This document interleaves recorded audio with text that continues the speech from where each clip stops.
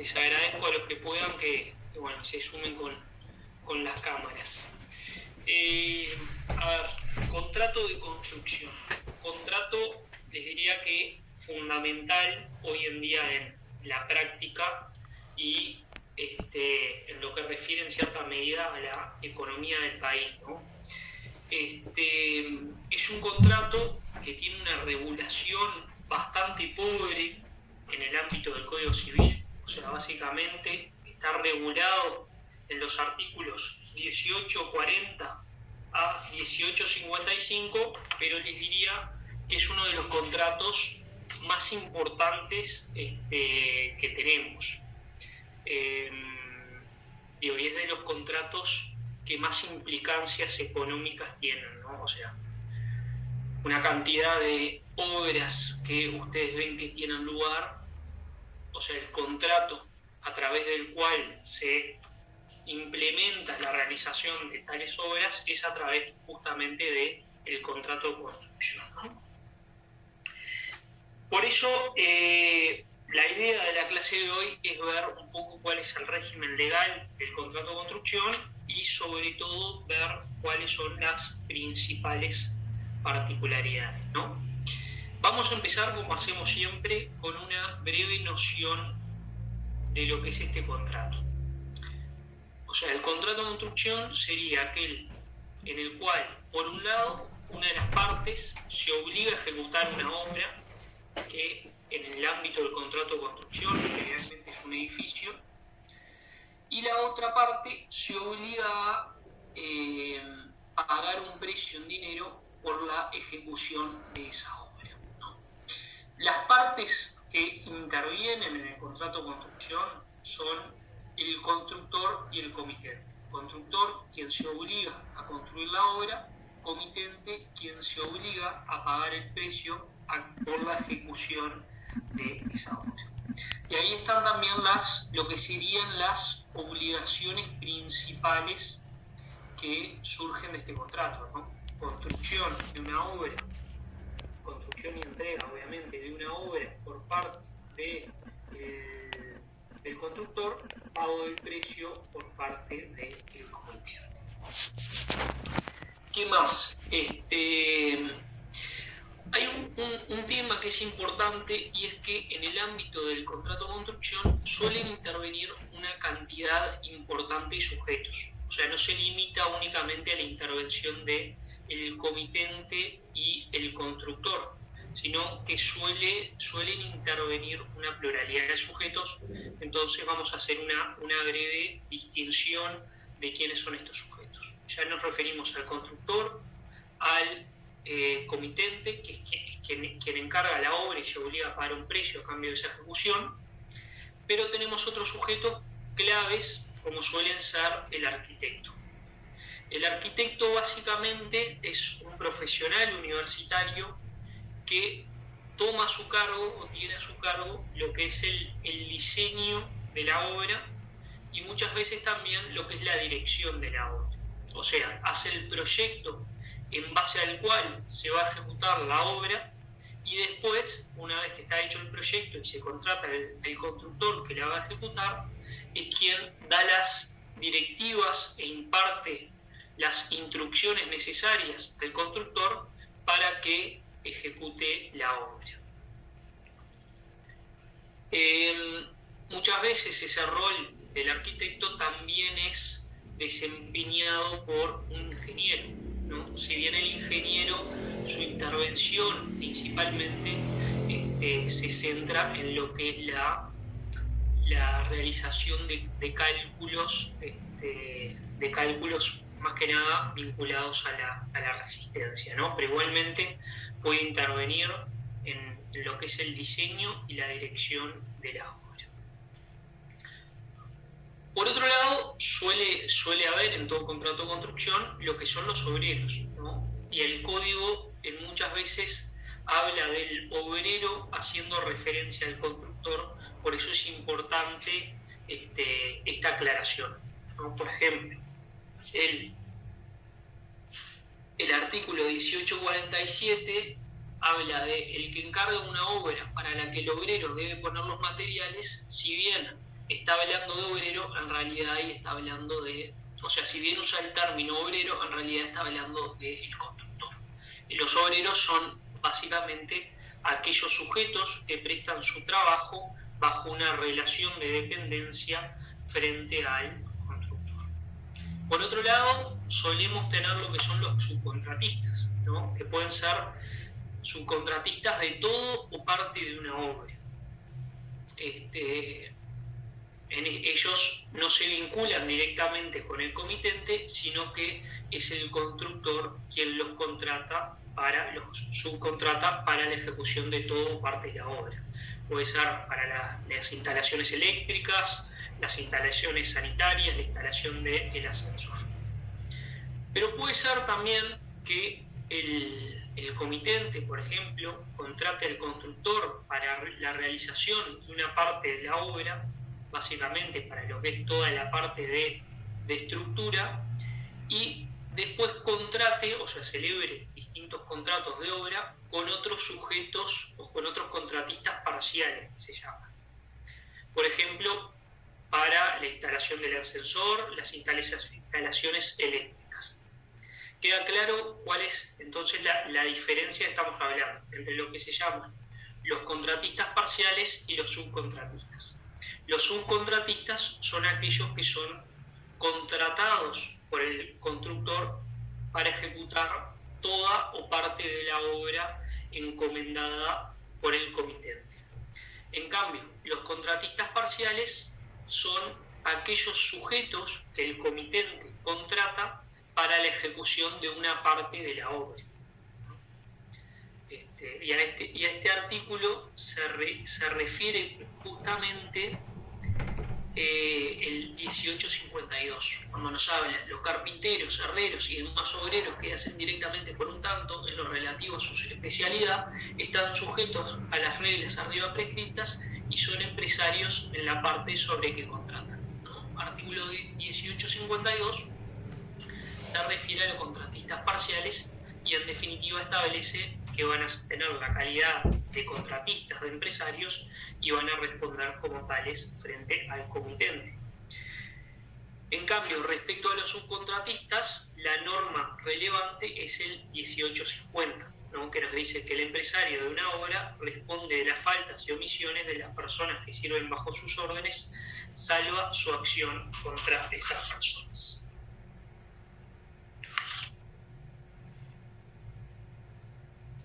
A ver si tenemos a alguien más para destacar. No, les diría que esos son los sujetos principales que intervienen, ¿no? Pasamos rápidamente ahora a ver lo que es la categorización del contrato. No presenta mayores particularidades. El contrato de construcción es un contrato bilateral en cuanto impone obligaciones recíprocas a ambas partes. O sea, el constructor se obliga a construir o reparar un edificio y el comitente se obliga a pagar un precio en dinero por la construcción o reparación del edificio. Es oneroso por cuanto tiene por utilidad a ambos contratantes, gravándose cada uno en beneficio del otro. Y estos gravámenes, a su vez, son equivalentes. Es un contrato conmutativo en cuanto esos gravámenes, desde el comienzo de la relación contractual, se sabe cuál es la equivalencia que existe entre ellos. Es un contrato principal por cuanto subsiste por sí mismo sin necesidad de ninguna otra convención, y es un contrato consensual, en tanto el Código Civil no establece ninguna solemnidad, o sea, ninguna forma a través del cual se tiene que otorgar el consentimiento para perfeccionar el contrato de construcción. Y otra característica es que se trata de un contrato de cumplimiento instantáneo. ¿Por qué?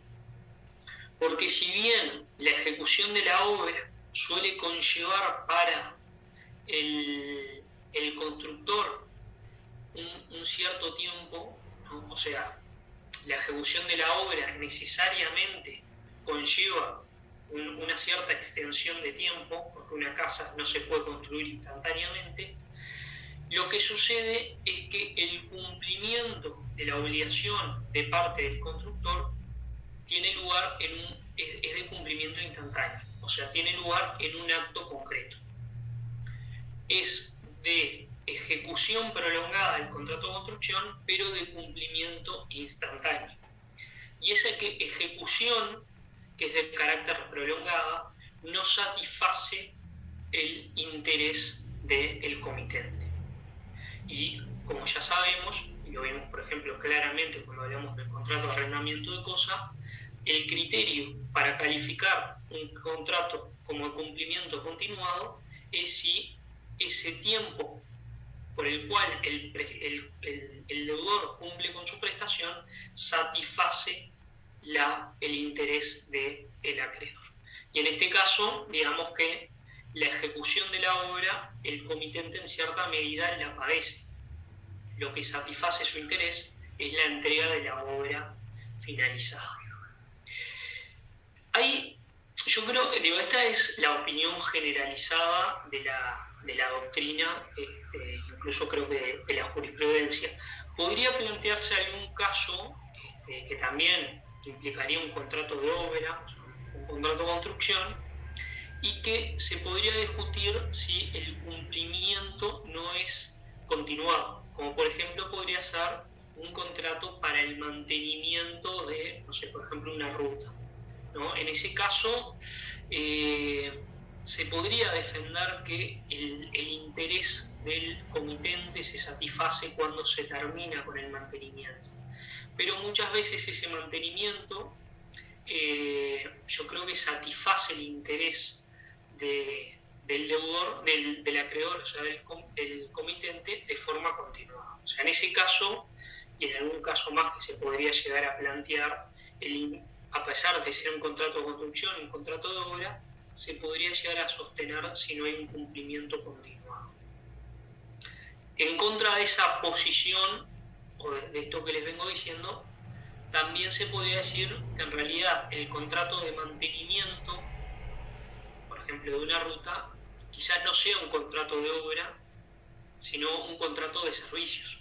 ¿Por qué? Porque el contrato de servicios se distingue del contrato de construcción en el hecho en cual si el contrato de servicios, la prestación del deudor se prolonga en el tiempo, satisfaciendo de forma continua el interés del acreedor.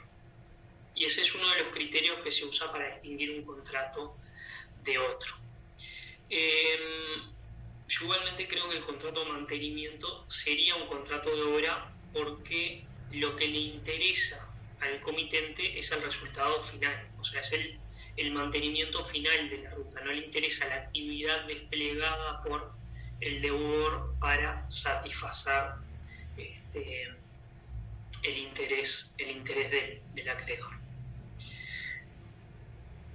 Quiero hacer una pequeña referencia al contrato que se suele celebrar con el contrato con el arquitecto, ¿no? O sea, vimos la noción inicial de este contrato de construcción, vimos la categorización del contrato, o sea, vimos las clasificaciones legales y doctrinarias, y ahora vamos a hacer una breve referencia al contrato con el arquitecto.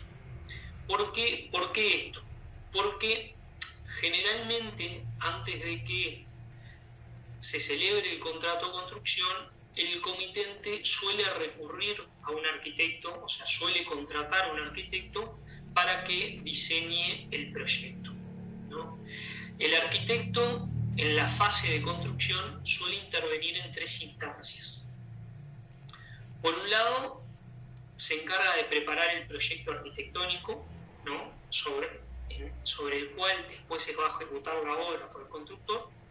Suele intervenir en lo que es la dirección y vigilancia de los trabajos, es decir, suele asistir regularmente a la ejecución de la obra por parte del constructor e impartir las directivas y órdenes necesarias, de carácter técnico obviamente, para que el constructor ejecute la obra conforme a lo establecido en el proyecto.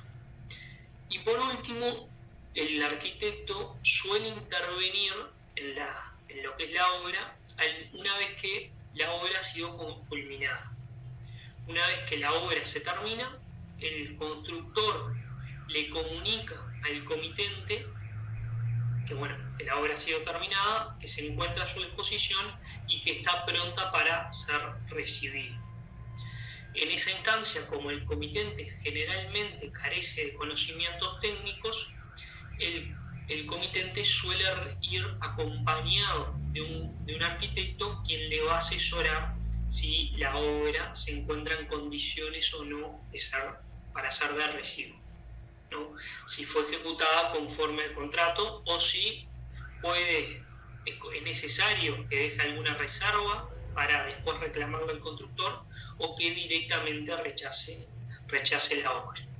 Y es por eso que se dice generalmente que el arquitecto interviene antes, durante y después del contrato de construcción.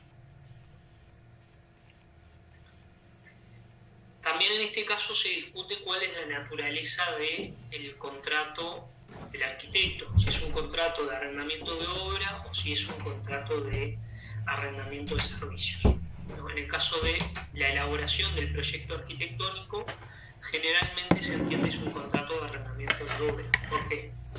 Porque el interés del acreedor, del comitente, queda satisfecho una vez que el proyecto es entregado. Si el proyecto no es entregado, no se genera el derecho al cobro del precio. Es más discutido cuál es la naturaleza jurídica del contrato por medio del cual el arquitecto asume lo que es la dirección y la vigilancia de la obra. Si es un contrato de servicios, ¿no?, donde el arquitecto, su servicio consiste en asesorar al comitente en lo que es la dirección y vigilancia de la obra, dando esas instrucciones, o si es un contrato de obra. A mi entender, en ambos casos vendría a ser un contrato de obra, ¿no?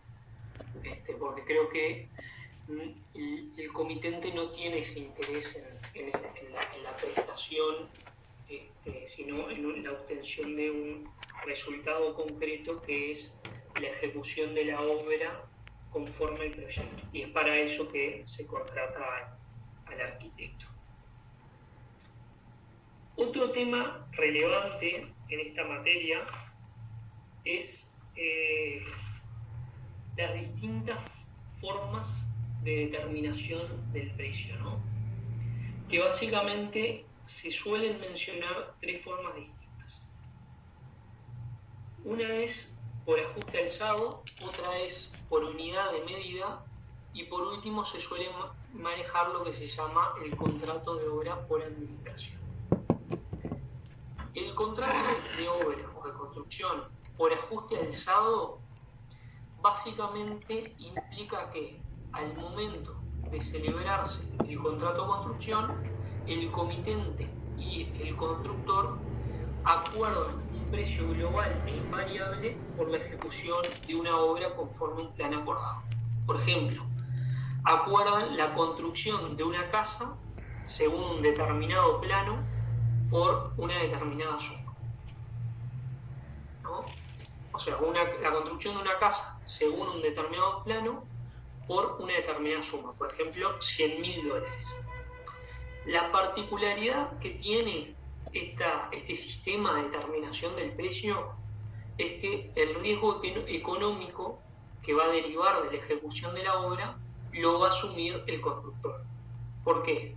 Porque si los materiales se encaran, o sea, sube el precio de los materiales, sube el costo de la mano de obra, bueno, va a ser el constructor quien va a tener que hacerse cargo de ese aumento. No va a ser el comitente quien va a tener que pagarle un precio adicional. Sino que, de la misma forma, si los costos de los materiales bajan o el costo de la mano de obra baja, que no es algo que pase generalmente, el constructor va a ser quien se va a beneficiar de esa reducción. ¿Cuál es el problema que presenta esta forma de este sistema de determinación del precio? es que, claro, como el constructor es quien asume el riesgo económico por la ejecución de la obra, en definitiva, suele suceder que suele fijar un precio considerablemente elevado, de forma de cubrirse de las contingencias estas que mencionamos, o sea, de los aumentos del precio, ¿no? Y esta forma de fijación del precio, dijimos que se llama por ajuste alzado, aunque el código se refiere a ella como por un tanto, tiene alguna norma en especial. Una de ellas es, por ejemplo, el 1845, que nos dice: cuando un empresario se ha encargado por un tanto de la ejecución de una obra conforme un plan acordado, no puede reclamar aumento alguno de precio, ni bajo pretexto de la mano de obra o de los materiales, ni de modificaciones hechas en el plan, a no ser que haya sido autorizado para estas por escrito y por un precio convenido con el propietario. O sea, cuando se celebra un contrato de construcción por ajuste alzado, el empresario, o sea, el constructor, no le puede reclamar un aumento del precio del comitente porque aumentó el costo de la mano de obra o de los materiales, ni porque hay que hacer modificaciones en el proyecto inicial, salvo que sea autorizado por el comitente y esta autorización sea por escrito y con un precio convenido, ¿no? ¿Cuál es la razón de ser de esta disposición? Es básicamente una disposición dirigida a proteger al comitente. ¿Por qué? Porque tradicionalmente pasaba que comitente, constructor, celebraban un contrato de construcción por ajuste alzado y posteriormente el constructor le informaba al comitente que existían trabajos adicionales que eran necesarios o modificaciones que eran necesarias para la obra, y de esa forma pretendía un aumento del precio. O sea, esta norma, el 1845, viene a ser una disposición tuitiva de los derechos del comitente. Al exigir que el aumento del precio deba ser previamente acordado con el comitente y por escrito. Si no se hace eso con esa formalidad, el constructor no puede reclamar un aumento del precio. Y hay otra norma que también refiere a esta forma de ejecución del contrato de construcción, que es el 1851, que nos dice: los albañiles, carpinteros y demás obreros que han sido empleados por un empresario para la construcción de obra estipulada por un tanto, no tienen acción contra el propietario para quien se ejecuta la obra, sino hasta la suma concurrente de lo que éste adeuda al empresario en el momento en que le hagan saber judicialmente la acción deducida. Esta norma, en definitiva, lo que viene a establecer es una acción directa en beneficio de los obreros contratados por el constructor contra el comitente. O sea, habilita a los obreros a reclamar al comitente en los casos en los cuales el constructor no le ha pagado. Por eso es una acción directa, similar a la que vimos en el contrato de arrendamiento de cosas. Esas son las dos normas que hacen referencia concreta al contrato de construcción. El otro sistema de determinación del precio que generalmente que menciona el código y que se maneja como una posible forma de contratar una obra es lo que se llama por número o unidad de medida. ¿Qué quiere decir esto? Que las partes, los contratantes, asignan un determinado precio a cada unidad de medida. Por ejemplo, $1.000 por la construcción de 1 metro cuadrado de pared o por 1 metro de calle, ¿no? O de un camino, digamos.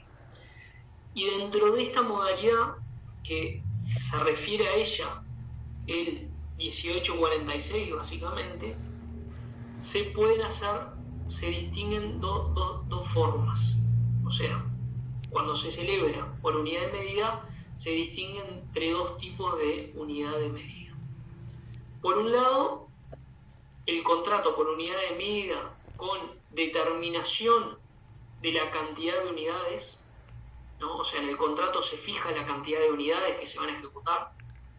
Se van a ejecutar, no sé, por ejemplo, si hablábamos de metros cuadrados de pared, tanto por metro cuadrado de pared, bueno, se acuerda ya en el contrato que se van a ejecutar 10 metros cuadrados de pared.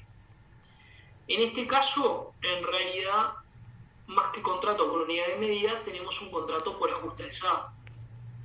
¿Por qué? Porque va a estar determinado la cantidad de obra que se va a ejecutar y el precio que se va a pagar.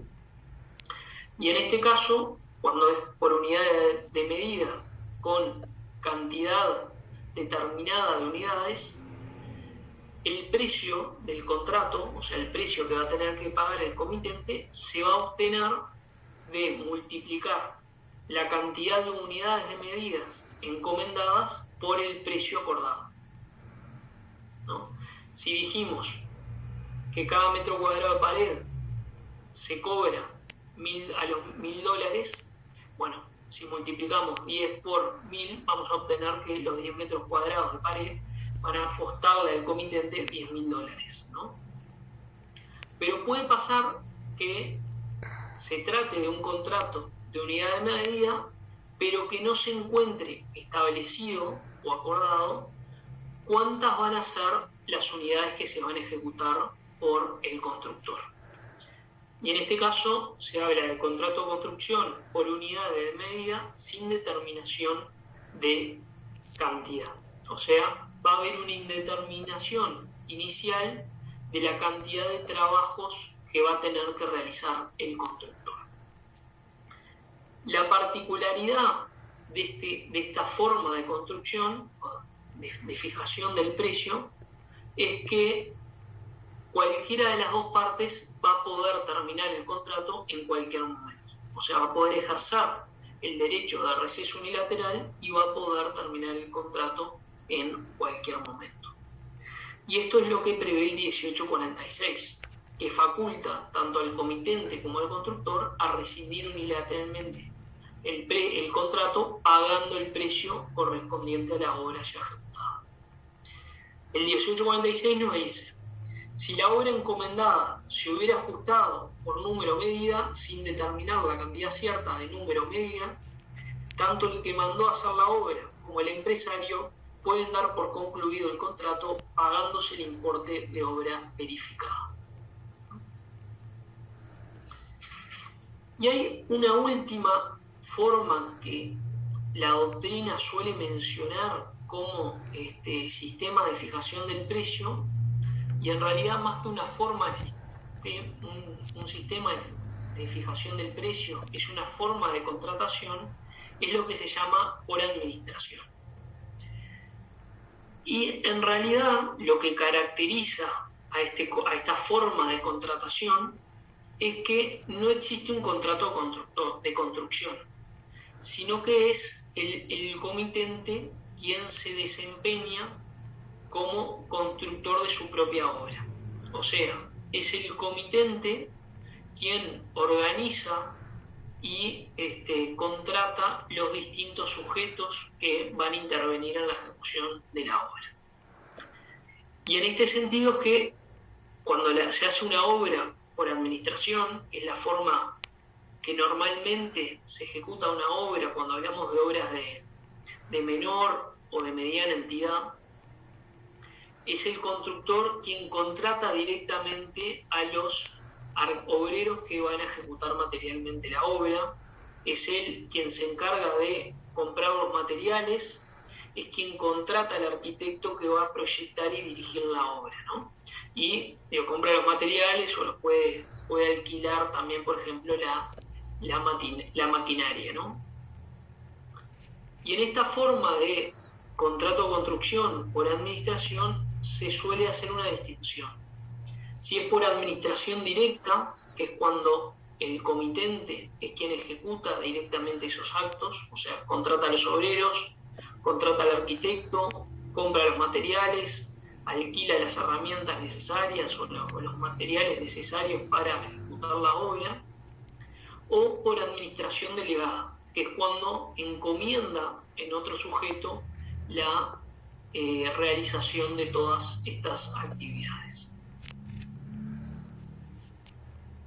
Les diría que esas son las 3 formas que generalmente se manejan para la fijación del precio en el contrato de construcción.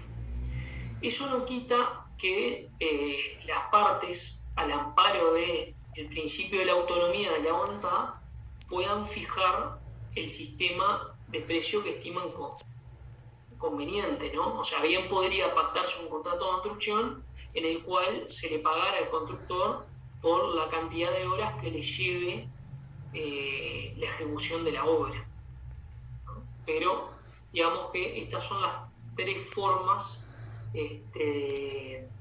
más comunes en que se acuerda fijar el precio en el contrato de construcción.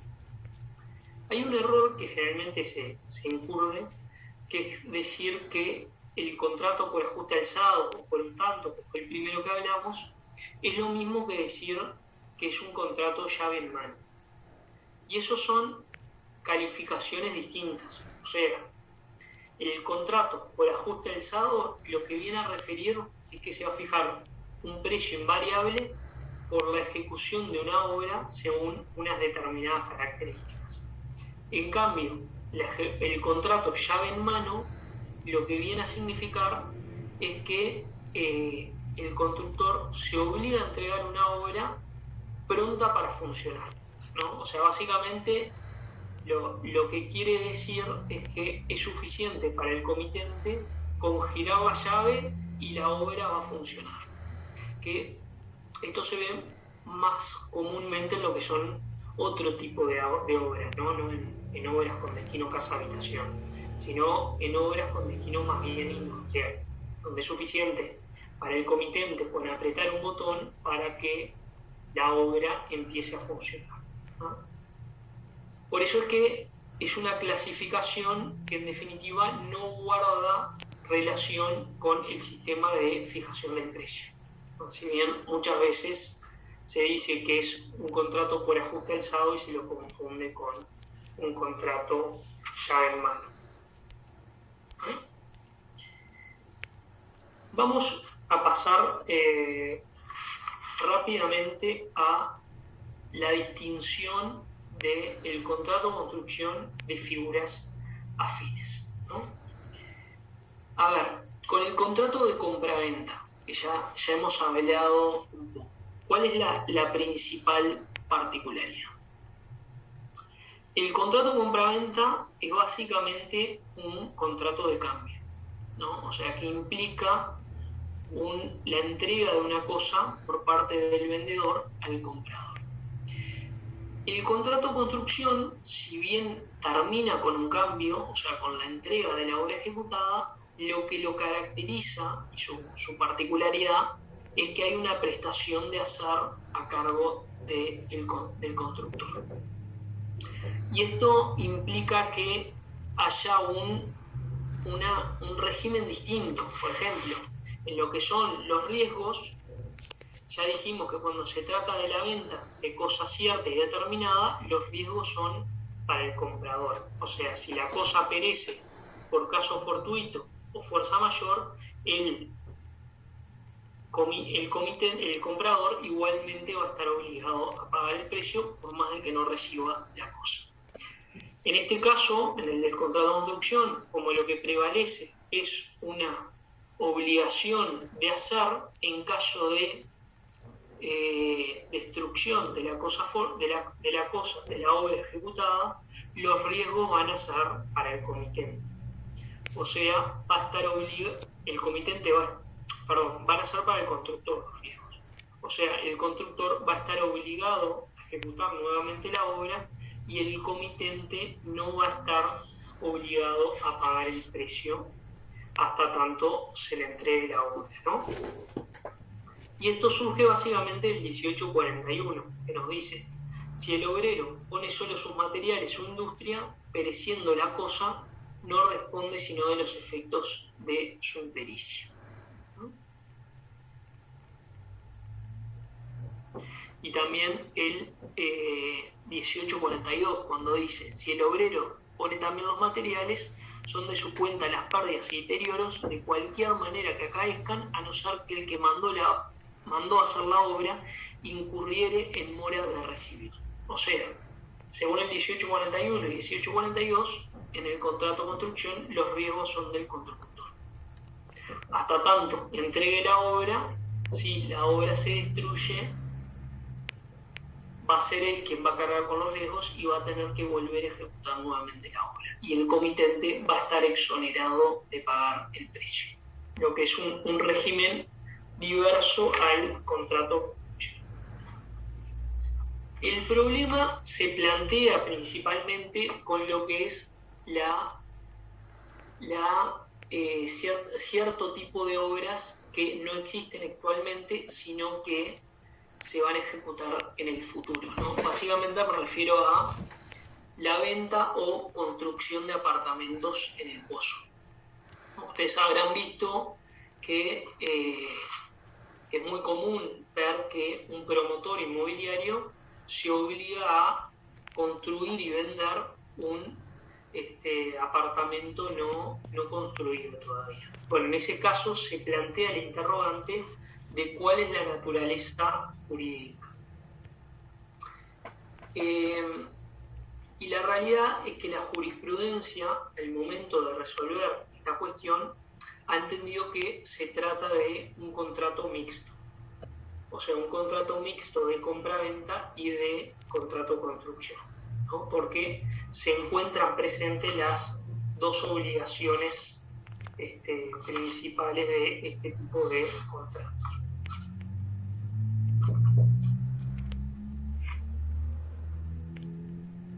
Vemos ahora lo que son las obligaciones de las partes, ¿no?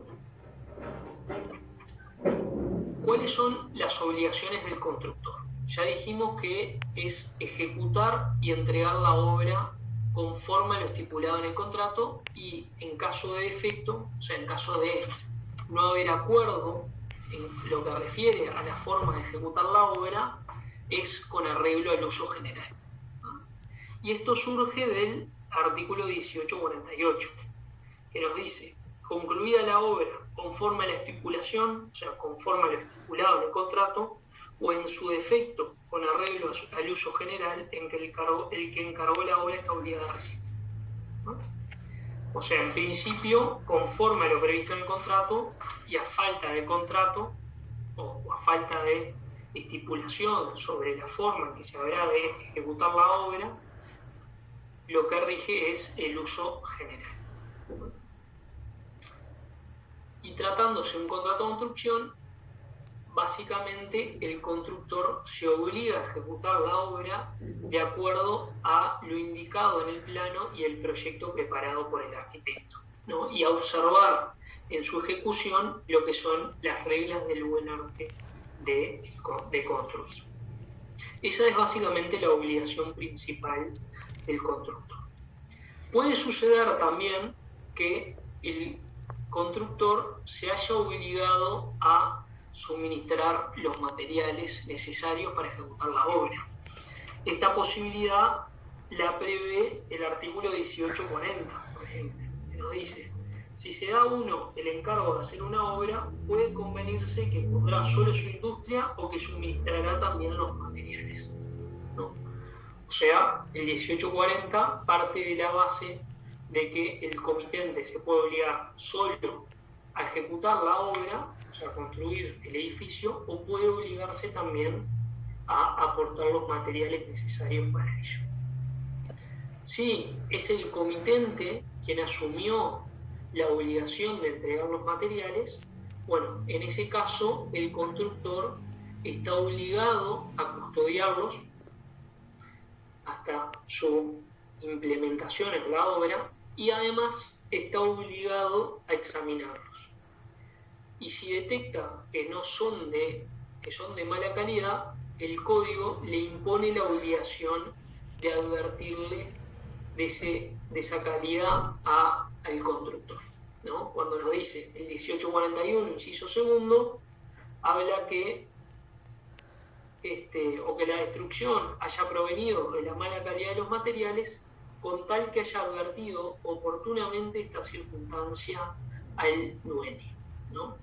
Y en tal caso, si son de mala calidad, el constructor tiene derecho a negarse a emplearlos, ¿no?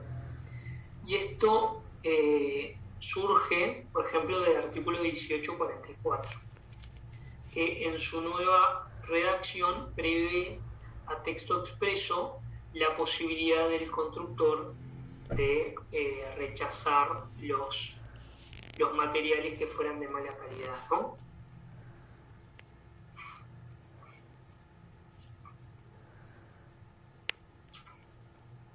¿Qué más?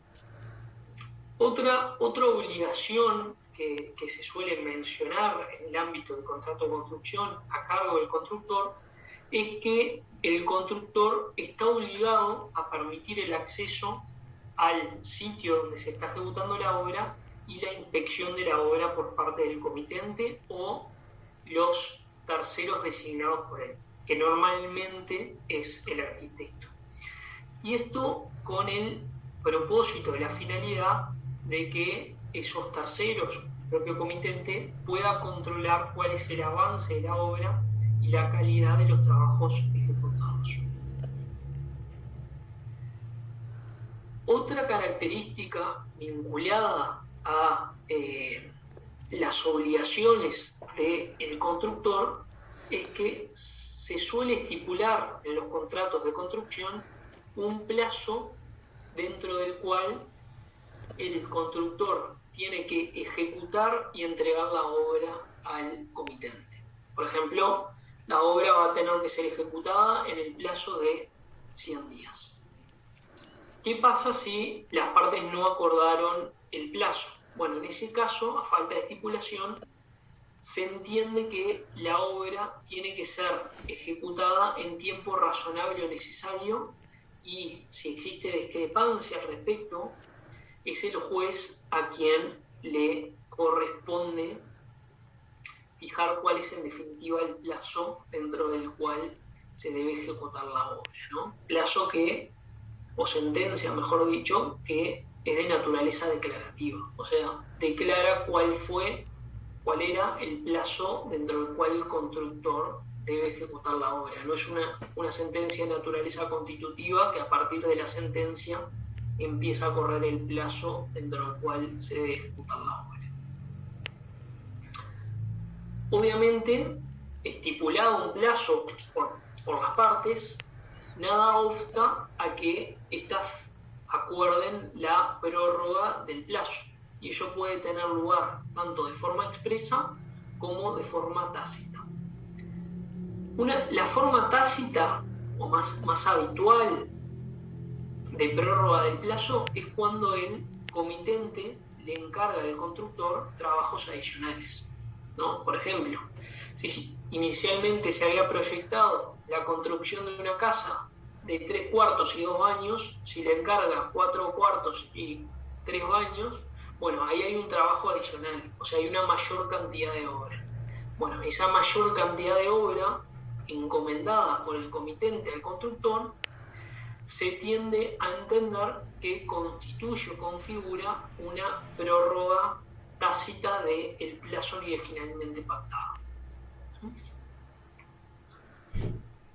Otra característica relevante vinculada a lo que es el plazo es que generalmente existen 2 eventos que es frecuente que se verifiquen durante la ejecución de la obra y que pueden tener aptitud para incidir en el plazo pactado para la entrega de la obra. Y estos son básicamente lo que es las inclemencias del tiempo y la huelga de los obreros empleados en la construcción del edificio. ¿Qué sucede con las inclemencias del tiempo? ¿No? Básicamente estamos hablando de los temporales, las lluvias, las tormentas. ¿tienen aptitud para suspender el plazo para la ejecución de la obra?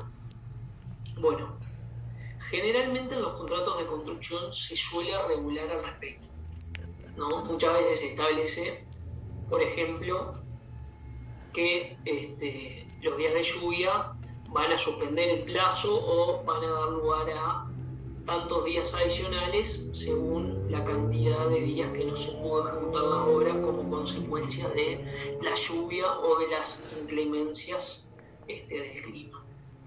Si no se previó nada, les diría que en principio ello no habilitaría al constructor a pedir un aumento del plazo. ¿Por qué? Porque no revisten, o sea, una lluvia en principio no reviste las características de fuerza mayor o caso fortuito, sino que directamente es un evento previsible, ¿no? Y que el constructor debió haber tomado en consideración al momento de fijar el plazo para la construcción de la obra. O sea, en principio, si el constructor dice la obra me va a conllevar 100 días su ejecución, bueno, dentro de esos 100 días hay que entender que el constructor contempló lo que son los días de lluvia. La solución es distinta, obviamente, si las partes a texto expreso acordaron que los días de lluvia no van a contar dentro del plazo, sino que van a dar lugar a una suspensión del plazo o van a dar derecho a X días adicionales para la ejecución de la obra. Esto porque, ya dijimos, o sea, las lluvias son un evento previsible, entonces no se verificaría uno de los elementos necesarios para que se configure la causa extraña no imputable. Sí ha pasado, y en jurisprudencia se han visto ciertos sucesos atmosféricos o climáticos excepcionales que tienden a exonerar la responsabilidad del constructor. Por ejemplo, fuertes tormentas en algunos casos que a juicio del tribunal se equipararon a lo que vendría a ser un huracán. Bueno, en ese caso se entendió que no había responsabilidad del constructor, ¿no? Y en el caso concreto se trataba de una obra cuyo techo era de chapa y el techo se había volado, ¿no? En este caso, bueno, el tribunal entendió que las inclemencias atmosféricas exoneraban de responsabilidad al constructor, ¿no? Debido a la irresistibilidad del suceso. En otros casos, la jurisprudencia no ha exonerado responsabilidad al constructor justamente porque entendió que no era un suceso irresistible ni previsible. Por ejemplo, un caso que se trataba de una obra ejecutada en la Rambla, en Maldonado, y bueno, a juicio del tribunal era un suceso previsible y conocido por el constructor que habían vientos de tal intensidad y por tal razón no lo exoneró, ¿no?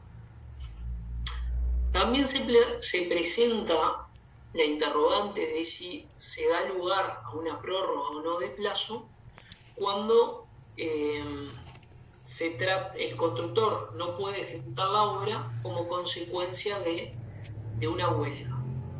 Y en estos casos normalmente se hace una distinción para determinar si se trata de causa extraña o no. Cuando se trata de una huelga de los obreros propios de la empresa constructora, bueno, la jurisprudencia tiende a entender que no hay fuerza mayor, o sea, no hay causa extraña no imputable. ¿Por qué? Porque no se verifica el requisito de la exterioridad, sino que es un suceso interno a el propio deudor. Sí, Brito. No, haciendo referencia a eso, cuando la huelga es provocada por una actitud que se considera que puede haber sido prevista por el empleador en este caso, ahí no operaría la causa extraña o el caso fortuito o fuerza mayor, Ahí No sé está. si entendí bien. Sí, Si, por ejemplo, están reclamando salario, un aumento salarial o horas extras sin pagas o una cosa así, eso como sería responsabilidad del contratista. Ahí me parece que por ese lado era que... Y otra cosa que el año pasado surgió la discusión por el tema de la pandemia, pues si se podía determinar que la pandemia podía haber sido una causa, caso fortuito o fuerza mayor, una causa de exoneración de responsabilidad. Se dio una discusión importante porque no me acuerdo en qué situación alguien había hecho un contrato y había previsto una situación similar de pandemia, ¿no? Entonces, que estaba como cláusula del contrato. Entonces, ahí se va la discusión. Si alguien lo pudo prever, bueno, todos podían haberlo previsto.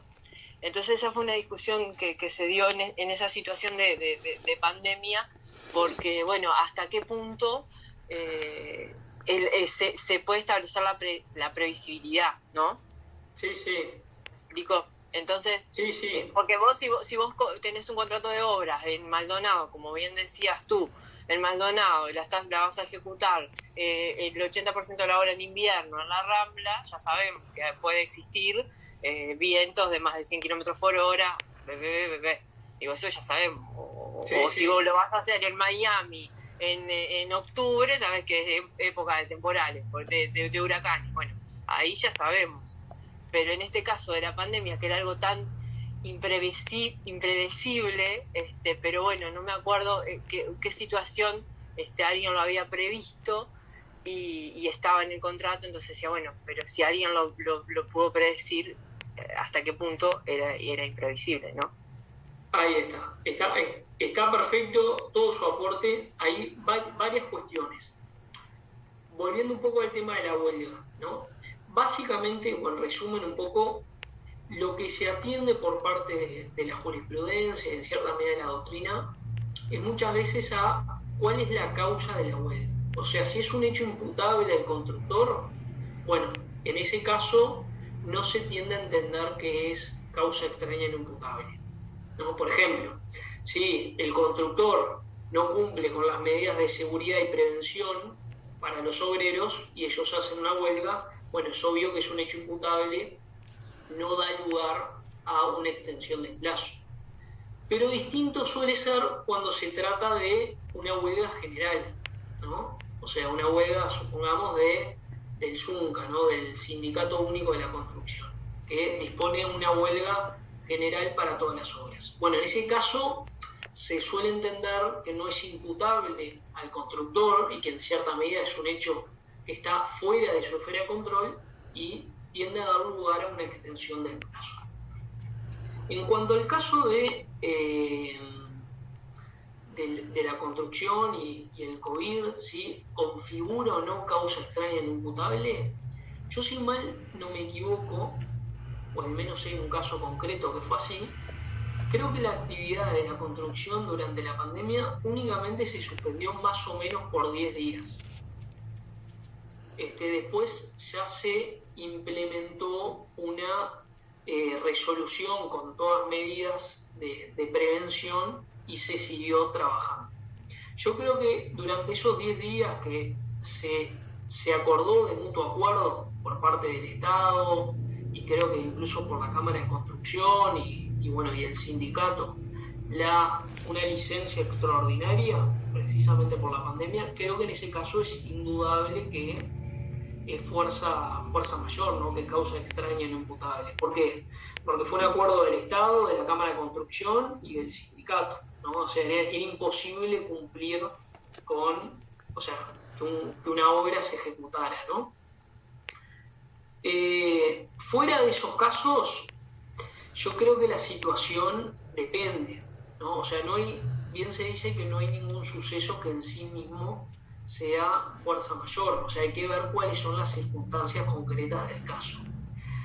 Y el hecho de que alguien lo haya previsto me parece que no es un argumento determinante, porque previsible es todo. no necesariamente es previsible porque alguien lo haya estipulado en un contrato o no, ¿no? O sea, yo puedo prever que va a caer un meteorito contra la Tierra y por más de que lo haya previsto, si cae el meteorito no va a dejar de ser causa extraña e imputable, porque va a ser irresistible de todos modos. O sea, si el suceso es previsible, pero igualmente es irresistible, eso va a dar lugar a causa extraña e imputable. No sé si comparte. Entiendo. Claro. Sí, no, entiendo. Sí, sin duda. Por eso se había, claro, pues sí es predecible, pero no es irresistible, como usted dice, configura una causal. Sí, yo lo entendía, lo que le habíamos dado esa charla el año pasado en responsabilidad y estaba también eso de que, como vos decís, o como usted dice, todo es predecible, ¿no? Claro, o sea, yo creo, hoy en día la opinión de la doctrina de jurisprudencia es que el elemento que prevalece es la irresistibilidad, no la imprevisibilidad. O sea, si hay algo que es previsible, pero es irresistible, hay fuerza mayor. Pero si hay algo que es imprevisible, pero es resistible, bueno, no hay fuerza mayor.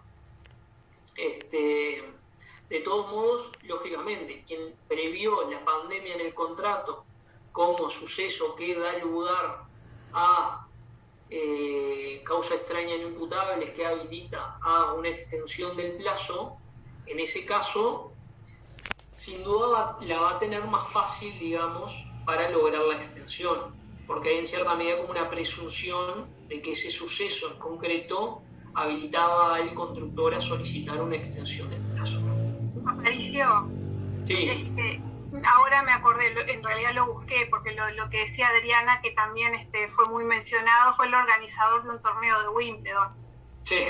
Él lo previó, y en las charlas surgía este caso. Sí, no ese caso era, exactamente. Sí. Que era algo que nadie podía entender, como parecía que era el único que había previsto una cosa así, entonces fue como muy renombrado. Claro, creo que ese y ahí caso se cuestionó como bien decía Patricia, ahí se cuestionó eso de la imprevisibilidad. Pero claro, me parece bárbaro eso que él dice, bueno, hay que salir de eso de lo imprevisible y basarse en lo que puede ser o no resistible. Y ahí es como que queda todo, como por lo menos para mí me queda como más claro, bueno, es salir de eso de previsible o imprevisible, pero sí resistible o irresistible. Me parece que es como que te ayuda más a entender lo que puede ser una causa de exoneración en cualquier ámbito, ¿no? Ahí está. Yo creo que el caso ese del torneo de Wimbledon era concretamente vinculado a la contratación de un seguro, no me acuerdo si era por pérdida de ganancias, por la no realización del torneo. Y se había acordado, creo, que en caso de pandemia se le iba a pagar una indemnización al organizador del torneo en caso de que no se pudiera realizar el torneo. Que la mayoría de los organizadores, bueno, perdieron de percibir la ganancia por no poder hacer el torneo. En cambio como se había incluido en el seguro la indemnización por pandemia, bueno, el seguro le tuvo que pagar una indemnización. Creo que era más por ese lado, pero efectivamente era el caso que se mencionaba como supuesto en el cual se había previsto la pandemia como un suceso de fuerza mayor. Gracias, Alicia, por el tan atinado aporte. Bueno, vinculado al plazo también, ¿no? Seguimos. Lógicamente, es frecuente que el comitente tenga interés en que la obra sea ejecutada y sobre todo entregada en un determinado plazo, ¿no? Por ejemplo, yo quiero instalar un local comercial, no sé, en un balneario y tengo interés en que me lo terminen antes del 20 de diciembre. ¿Por qué? Porque arranca la temporada y tengo expectativas de tener ciertas ganancias. Con esto en mente es que es común que en los contratos de construcción se pacten penalidades económicas, o sea, cláusulas penales generalmente diarias, destinadas a incentivar el cumplimiento del constructor y a castigar el eventual atraso que el constructor puede incurrir en la ejecución de la obra, ¿no? Generalmente son cláusulas penales por retardo o moratorias, se llaman, y que implican la obligación del constructor de pagar una determinada pena por cada día, semana o mes de retraso en la ejecución de la obra. Y estas cláusulas penales, que les diría que son en los contratos de construcción, es donde más se ven, ¿no? En los contratos de construcción y en las promesas de enajenación de inmuebles a plazos, de edificios a construirse sobre todo, tienen la ventaja para el comitente de que ya se ha fijado cuál es el monto del daño, digamos, ¿no? O sea, cuál es el daño que va a sufrir el comitente, ya se fija a través de estas cláusulas. Y la cuantía se suele determinar en última instancia multiplicando los días de retraso por el monto fijado de la pena. Ahí lo que se discute muchas veces, y esto es un tema más capaz más de responsabilidad que de contratos, es si estas penas son sustitutivas o no de los daños y perjuicios, ¿no? Y hay toda una discusión que no vamos a entrar. Se discute si a la pena se le puede adicionar los daños y perjuicios, ¿no? Lo que sería una cláusula penal por retardo acumulativa, o si se trata de cláusulas penales sustitutivas, o sea, sustitutivas de los daños y perjuicios. Por ejemplo, el profesor Mantero y Larrañaga últimamente se pronunciaron en el sentido de que la cláusula penal en principio es sustitutiva de los daños y perjuicios, pero bien se puede pactar lo opuesto, ¿no? Y esto también se plantea la duda con relación a la moderación de la cláusula penal en el ámbito del contrato de construcción, ¿no? Porque ustedes recordarán que hay un artículo, que es el 1370 del Código Civil, que dice que cuando la obligación principal se haya cumplido en parte, la pena se pagará a prorrata por lo no ejecutado. Entonces se plantea básicamente qué pasa si el comitente encargó al constructor la construcción de 10 casas y el constructor únicamente entregó 8. Bueno, ¿puede el constructor ampararse en el 1370 y pretender una moderación de la pena pactada? Bueno, la posición mayoritaria de la jurisprudencia, que no hay muchas, pero hay alguna sentencia, es que no. ¿Por qué? Porque, por un lado, la prestación del constructor es indivisible, ¿no? O sea, el constructor cumple con su obligación cuando entrega toda la obra pronto, o sea, cuando entrega las 10 casas. Y por otro lado, es que en realidad, si el constructor entrega solo 8 de las 10 casas, no hay un cumplimiento en parte de su obligación, sino que el incumplimiento es total. ¿Por qué? Porque por cada día transcurrido hay un incumplimiento total de ese incumplimiento previsto, ¿no? No es que haya un incumplimiento parcial, ¿no? O sea, ¿a qué voy con esto? Si se previó $1.000 por día, bueno, cada día que se configura sin entregarse la obra es un incumplimiento total. No se puede hablar de incumplimiento parcial en ese caso. Esto, hay alguna cuestión más que puede dar lugar a discusión al respecto. Pasamos ahora a lo que son las obligaciones del comitente. ¿Cuál es la obligación principal del comitente? Ya dijimos, es pagar el precio estipulado en el contrato y en su defecto el precio de costumbre. Esto deriva básicamente del artículo 1834. Las partes, o sea, los contratantes pueden estipular libremente el momento en el cual se va a pagar el precio del contrato, el precio por la ejecución de la obra. A falta de dicha estipulación, el 1853 prevé que el precio de la obra debe pagarse al hacerse la entrega, ¿no? Pero aclara que esto es salvo pacto en contrario.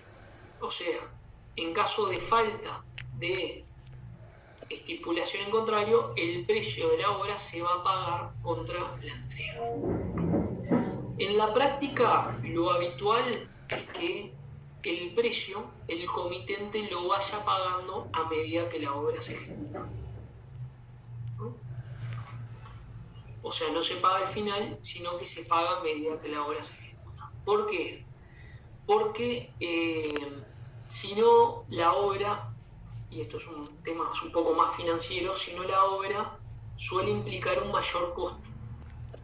¿Por qué? Porque el constructor va a necesitar de financiamiento para la ejecución de la obra, ¿no? Supongamos, el constructor tiene que construir un edificio, el edificio tiene un costo de $500.000, bueno, si tiene que asumir todo el costo que implica la ejecución de la obra hasta el momento de la entrega, esa obra va a ser más costosa.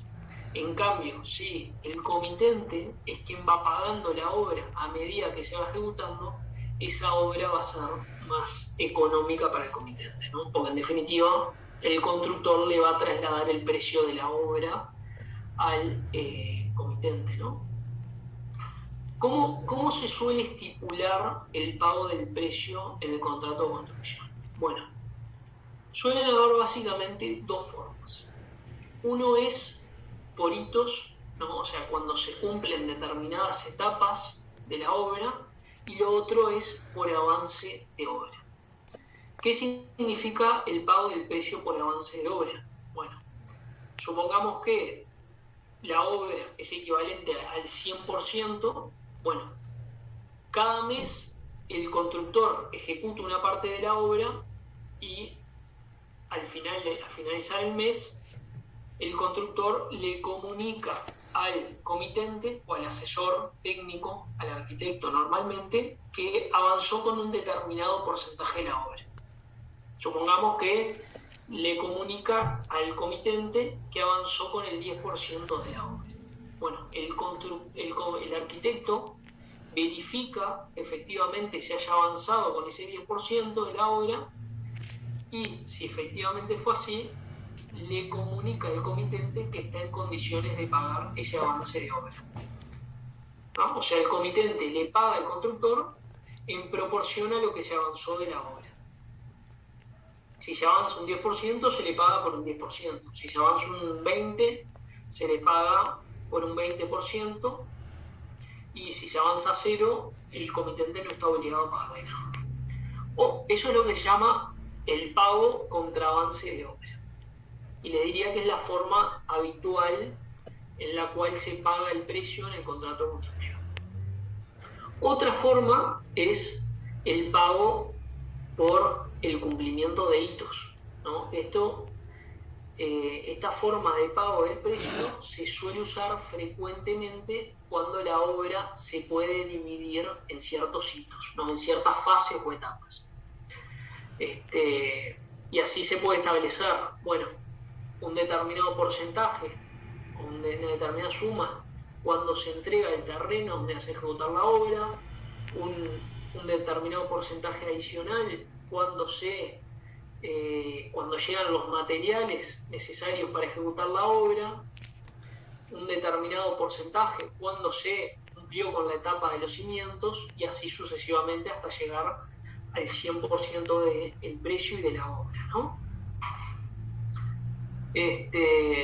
Así que esas son las principales formas de pagar el precio. Una forma que nunca es recomendada para el comitente es la obligación de pagar el precio a medida que avanza el tiempo. ¿Qué quiero decir? Que no es conveniente para el comitente pactar el pago de un determinado porcentaje, supongamos el 10% del precio, a cada mes. ¿Por qué? Porque puede ser que no haya avance de los trabajos por parte del constructor e igualmente el comitente quede obligado a pagar el precio. Por eso en la práctica lo que se suele usar es el pago por avance de obra o por hitos. Hay una cuestión que se puede plantear, que es si el constructor, el constructor puede retener el edificio en caso de falta de pago del precio, ¿no? O sea, el constructor está ejecutando la obra, el comitente deja de pagarle el precio. ¿Puede el constructor retener el edificio en su poder? O sea, ejercer un derecho de retención. La respuesta nos la da el 1854, ¿no? O parte de la respuesta al menos. ¿Por qué? Porque el 1854 nos dice: el que ha ejecutado una obra sobre cosa mueble tiene el derecho de retenerla hasta que se le pague, ¿no? O sea, lo que se desprende del 1854 es que si no se le pagó al que ejecutó una obra, puede retenerla hasta que se le pague. ¿Cuál es la particularidad? Y es si esta norma, que habla de obra sobre cosa mueble, se puede extender a la obra sobre una cosa inmueble, que es básicamente la construcción de un edificio. ¿Qué les parece a ustedes? ¿Podría el constructor ejercer el derecho de retención sobre la base del artículo 1844? ¿O justamente esta disposición lo priva de hacerlo?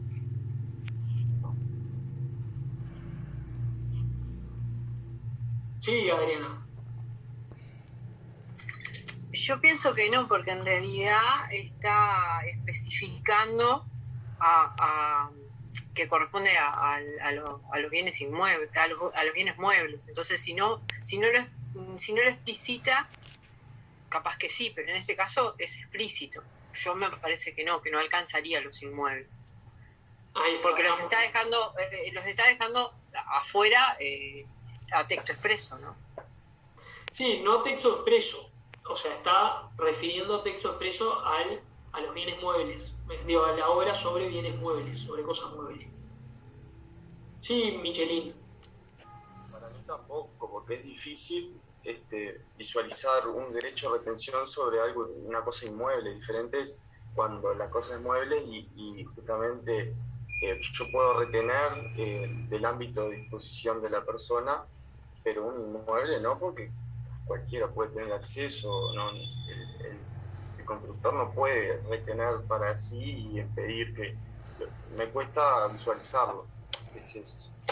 No, a ver, digo, en los hechos podría pasar sin problema. O sea, muchas veces el comitente es el dueño del terreno y entrega al constructor el terreno donde va a haber que ejecutar la obra, ¿no? Y digo, hasta que la obra esté terminada, por ejemplo, si es un edificio, nadie va a ocupar la obra. Bueno, en esos casos es básicamente que se plantea la interrogante. Y el 1854 daría a entender que no. ¿Por qué? Porque únicamente refiere a bienes muebles. Sí, Brito. Pero en este caso no podría plantearse con otra solución como si él no cumple, yo no cumplo, pero no como retener, ¿entendés? Como habíamos planteado de la excepción del contrato no cumplido, porque eso habíamos referido cuando la venta de los apartamentos en el Pozo, creo que habíamos hecho referencia a eso con Mantero. De la excepción de contrato no cumplido. O sea, si el comitente no cumple con su obligación de pagar el precio, el constructor puede suspender sus trabajos, ¿no? O sea, suspender sus trabajos implica, en definitiva, dejar de cumplir con su obligación recíproca. Eso sin duda. Incluso podría hasta solicitar la resolución de contrato por incumplimiento. Pero acá el tema es si puede el constructor ejercer como mecanismo de presión al comitente un derecho de retención. A ver, tenemos el 1854, que nombra únicamente al ejecutor de una obra sobre cosa mueble.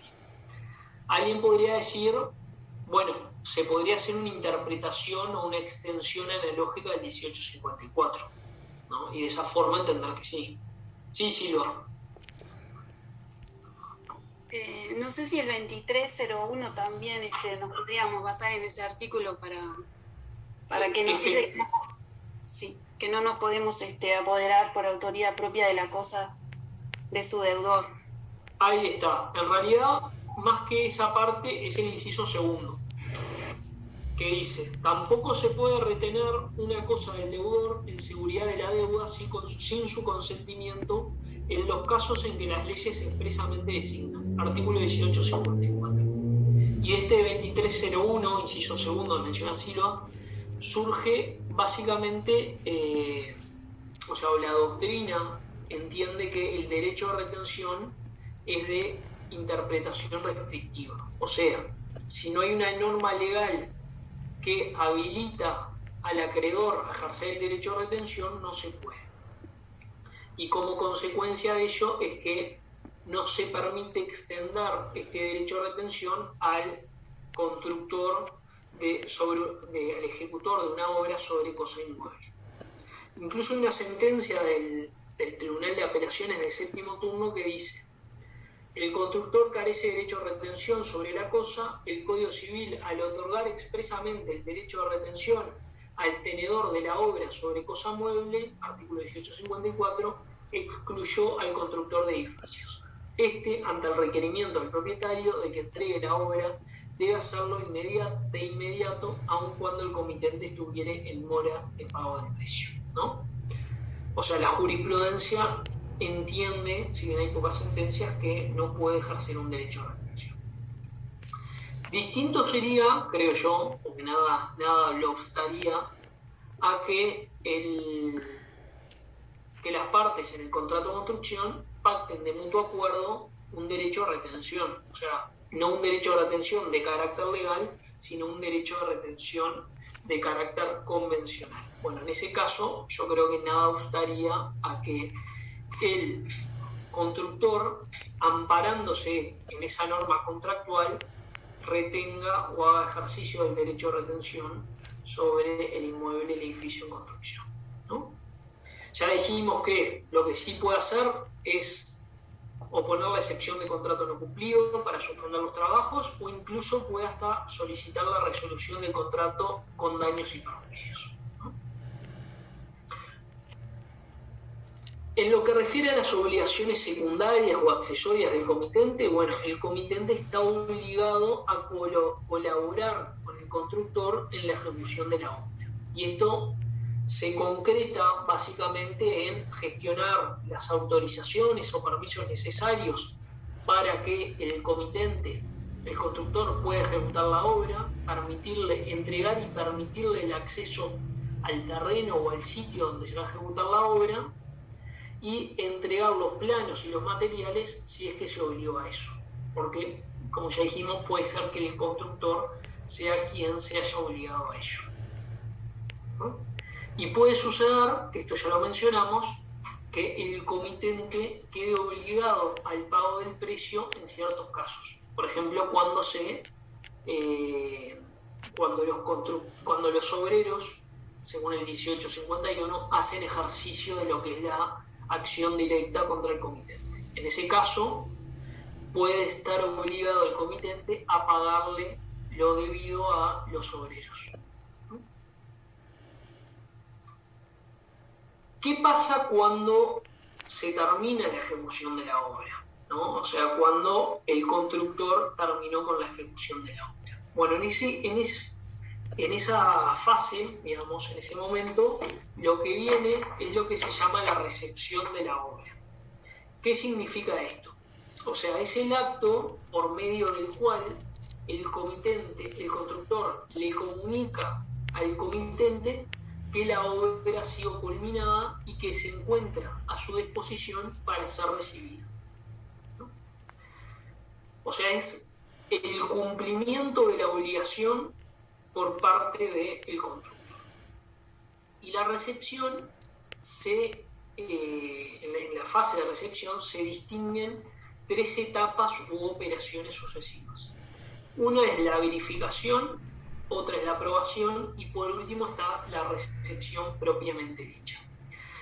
La verificación refiere a el conjunto de operaciones que están dirigidas a comprobar si la obra ha sido bien ejecutada. O sea, si la obra se ha ejecutado conforme a lo previsto en los planos o a lo previsto en el contrato, ¿no?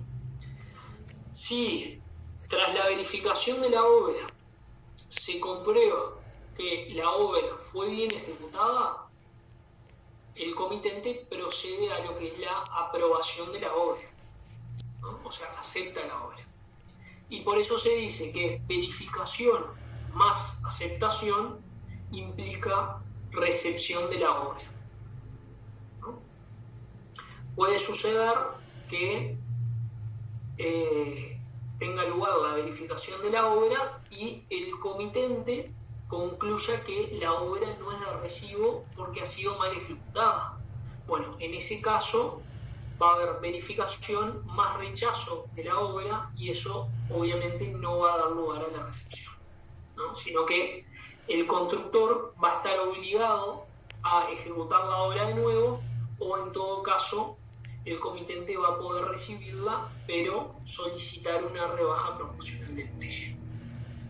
¿Quedó claro qué es la recepción y cuáles son las distintas etapas que la conforman, ¿no? Yo les pregunto, pues, tema muy importante en materia de contrato de construcción.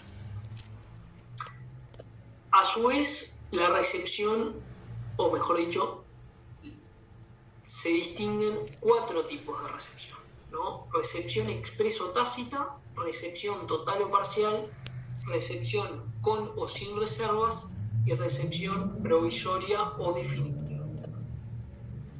La recepción expresa es aquella en la cual el comitente le manifiesta al constructor de forma expresa que acepta la obra, ¿no? O sea, hay una declaración, generalmente se hace un acta de recepción a través de la cual el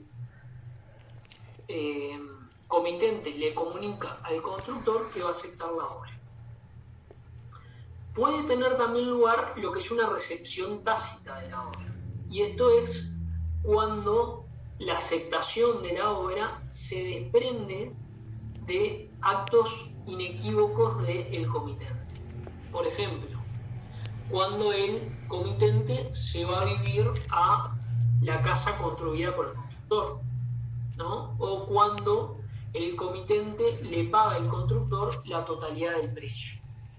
Estos son hechos que evidencian de manera inequívoca que el comitente está de acuerdo con la obra ejecutada por el constructor. Puede suceder que estos hechos sean equívocos. ¿Por qué? Y no impliquen la recepción de la obra. ¿Por qué?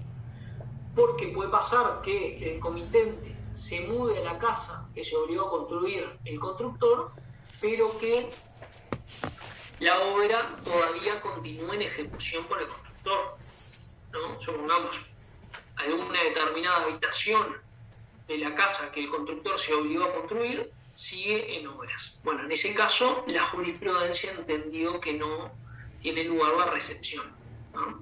Porque hay un acto equívoco, o sea, el constructor sigue ejecutando la obra.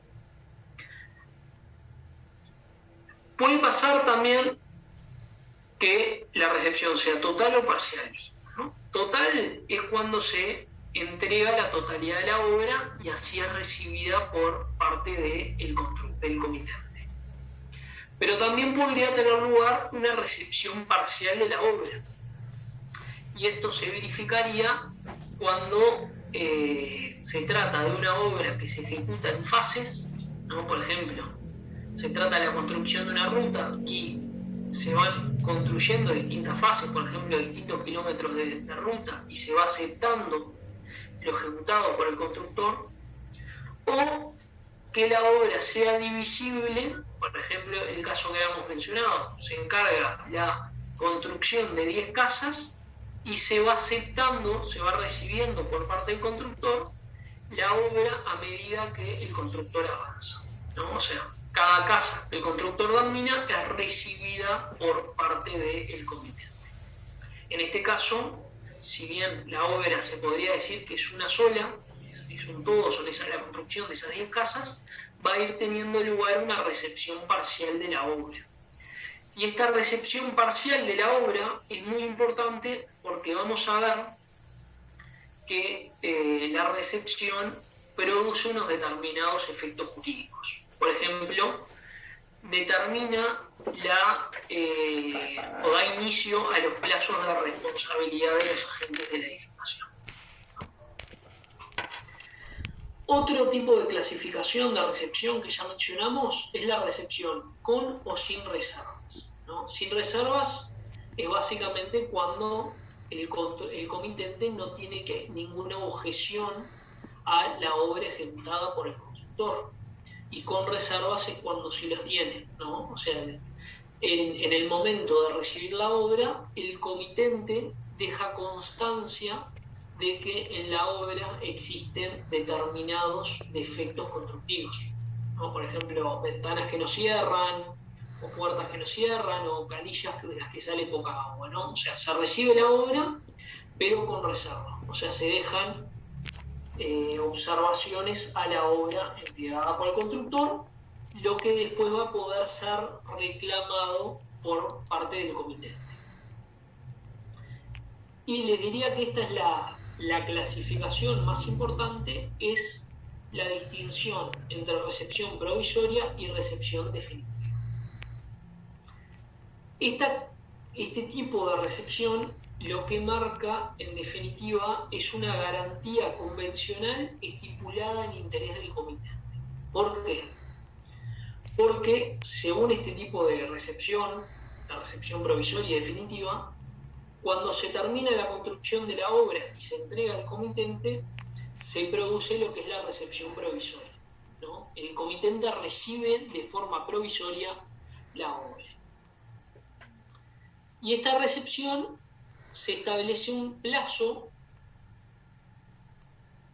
que, vencido el cual, va a tener lugar la recepción definitiva. Por ejemplo, se establece que la recepción definitiva va a ser en tal fecha, o sea, en el momento de terminarse la obra, 6 meses después va a tener lugar, o 30 días después, según el tipo de obra, va a tener lugar lo que es la recepción definitiva.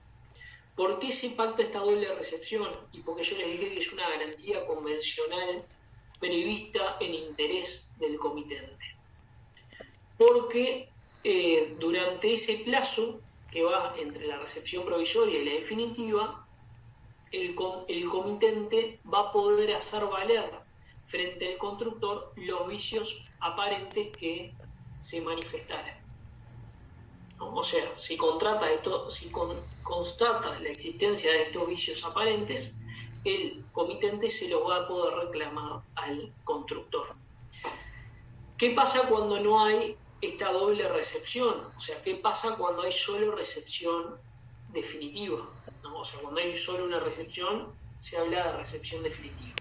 Bueno, el comitente, si en el momento de recibir la obra no deja constancia de los defectos constructivos existentes en la obra, los defectos constructivos aparentes, obviamente, no los va a poder reclamar al constructor.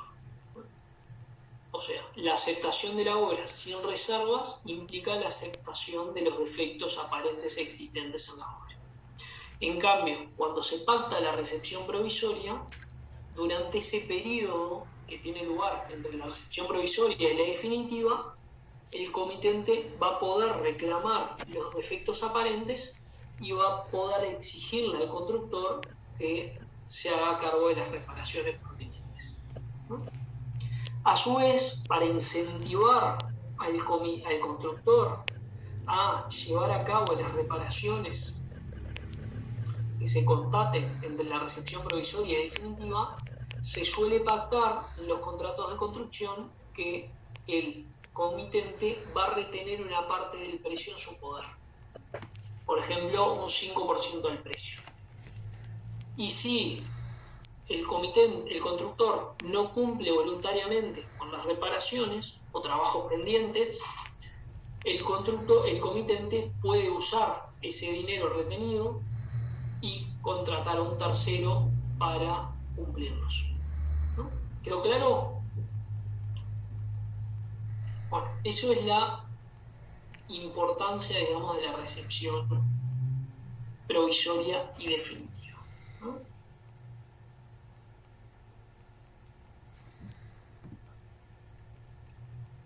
Vemos rápidamente cuál es el régimen de riesgos. O sea, qué pasa si la obra se destruye antes de ser entregada al comité.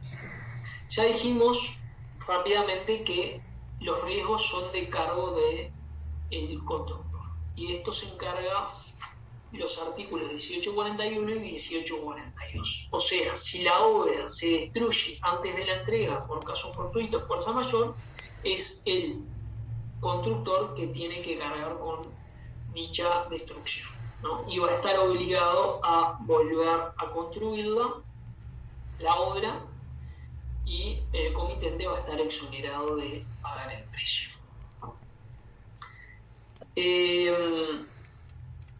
¿Qué pasa?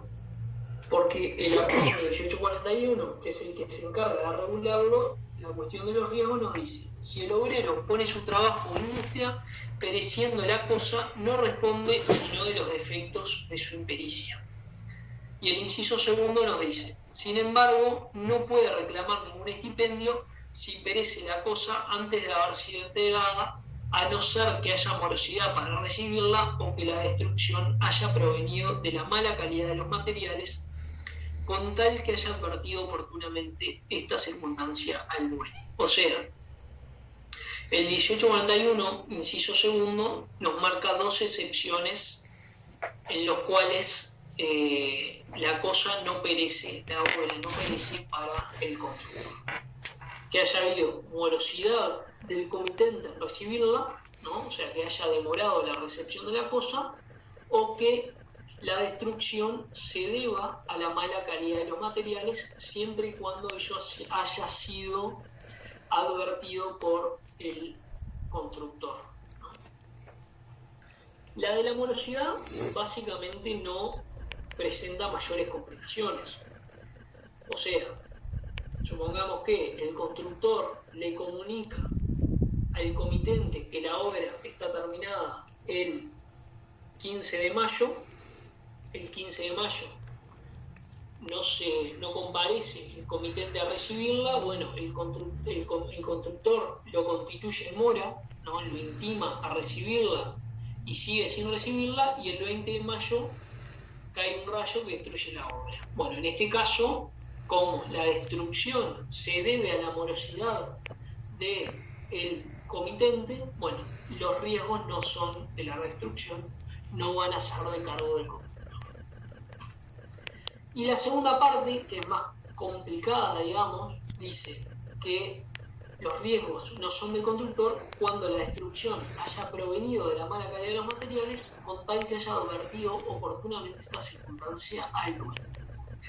¿Qué pasa? Que esto se contrapone con lo que establecía y hoy en día establece el 1844 del Código Civil. ¿Por qué?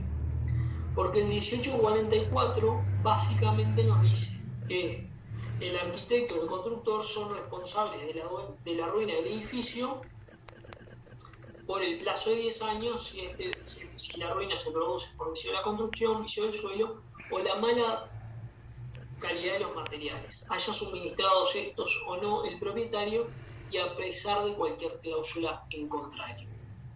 ¿Por qué les digo que hay una supuesta contradicción acá? ¿No? Me estoy refiriendo al artículo 1844 en la redacción original, pero la solución es la misma. ¿Por qué? Porque el 1841, inciso segundo, nos dice que si el constructor advierte de la mala calidad de los materiales al comitente y el comitente igualmente decide ejecutar la obra con esos malos materiales, el constructor se exonera de responsabilidad si la obra se destruye, ¿no? Eso es básicamente lo que nos diría el 1841. Pero el 1844 nos dice que si la obra se arruina dentro del plazo de 10 años y una de las causas de esta ruina es la mala calidad de los materiales, sea que los haya aportado el constructor o el propietario, el constructor o el arquitecto y el arquitecto van a ser responsables de dicha destrucción, ¿no? O sea, como ven, alguien me dice si no lo ve, hay una aparente al menos contradicción entre estas dos normas. ¿Qué lectura se ha hecho para armonizar estas dos disposiciones? Bueno, Sánchez Fontans, que les diría no, es el autor principal de esta materia, que en el año 1953 escribió un excelente libro sobre contrato de construcción. Dice que el 1841, inciso segundo, refiere a los defectos constructivos que no implican la ruina del edificio, ¿no? O sea, si se trata de defectos que no implican, que no conllevan la ruina del edificio, o sea, defectos de índole más bien estético, bueno, en ese caso, si el constructor advierte de la mala calidad de los materiales al comitente y el comitente igualmente insiste en usar esos materiales, no hay problema. Es un riesgo de cargo del comitente. Pero si el constructor advirtió al comitente de la mala calidad de los materiales, igualmente usó esos materiales de mala calidad en la obra y la obra se arruinó, bueno, el constructor igualmente va a responder. ¿Por qué? Porque vamos a ver que el 1844 es una norma de orden público. Entonces, a pesar de que el constructor haya advertido de la mala calidad de los materiales al comitente, si igualmente los usó en la obra, va a ser responsable, ¿no? Y ahí está la diferencia o la lectura o la forma en que se armoniza, según la doctrina, y me parece que es correcta, al menos bajo la redacción original del 1844, las normas del 1841, inciso 2, y el 1844. ¿No? La clase que viene vamos a hablar de lo que es el régimen de responsabilidad de los agentes de la edificación, ¿no? La llamada responsabilidad decenal. Eso nos vamos a ocupar la clase que viene. Ahora quiero hablar, y con esto vamos a ir terminando, de lo que son las formas específicas de extinción del contrato de construcción, ¿no? La clase que viene vamos a hablar de responsabilidad decenal y de contrato de transacción. Ya sabéis. ¿Cuáles son las causas de terminación o extinción del contrato de construcción? Una de ellas ya hablamos, es el desistimiento unilateral en favor del constructor o el comitente, que está previsto por el 1846, ¿no? O sea, cuando el contrato de construcción se celebró por unidad de medida y no se estableció la cantidad de unidades a ejecutar por el constructor, cualquiera de las dos partes puede terminar el contrato, ¿no? Pagando la unidad ejecutada, ¿no? Y era el caso que habíamos dicho, bueno, yo contrato a un constructor para que me ejecute metros de pared, ¿no? Sin determinar cuántos metros de pared voy a necesitar. Más fácil, kilómetros de un camino, ¿no? Metros de un camino, sin determinar qué cantidad voy a necesitar que el constructor me ejecute. Bueno, cualquiera de las dos partes, en ese caso, puede comunicarle a la otra su voluntad de terminar la relación contractual. Y en ese caso únicamente va a tener que pagar hasta la unidad ejecutada, ¿no? Y acá nos dice, como el empresario pueden dar por concluido el contrato pagándose el importe de la obra verificada, ¿no? Es en definitiva un supuesto de receso unilateral del contrato de construcción. Únicamente, reitero, en los casos de contrato de construcción cuyo precio ha sido fijado por unidad de medida sin determinación de cantidad. Pero la más importante es la prevista por el 1847, que nos dice: el que encarga una obra para la que el obrero debe poner los materiales puede a su arbitrio rescindir el contrato, aunque la obra ya esté empezada a ejecutar, indemnizando al obrero de todos los gastos y trabajos y de todo lo que hubiera podido ganar en la misma obra. ¿Por qué el Código Civil prevé esta forma de terminación excepcional, ¿no? ¿Qué es lo que prevé en definitiva? O sea, habilita al comitente a terminar el contrato unilateralmente, ¿no? A pesar de que el constructor ya haya empezado a ejecutar la obra. ¿Por qué esta razón? ¿Por qué esta norma? ¿No? ¿En qué se funda o qué se basa esta norma? Bueno, se basa en lo siguiente, y es que el contrato de construcción, o mejor dicho, la obra, se ejecuta en interés del comitente, ¿no? Si yo encargo la construcción de una casa, bueno, la obra se va a hacer en mi interés, no en interés del constructor. En interés del constructor únicamente le va a interesar el precio correspondiente a la obra. Entonces, puede ocurrir que por circunstancias posteriores al perfeccionamiento del contrato, la obra que se proyectaba ejecutar ya a mí no me reporte utilidad.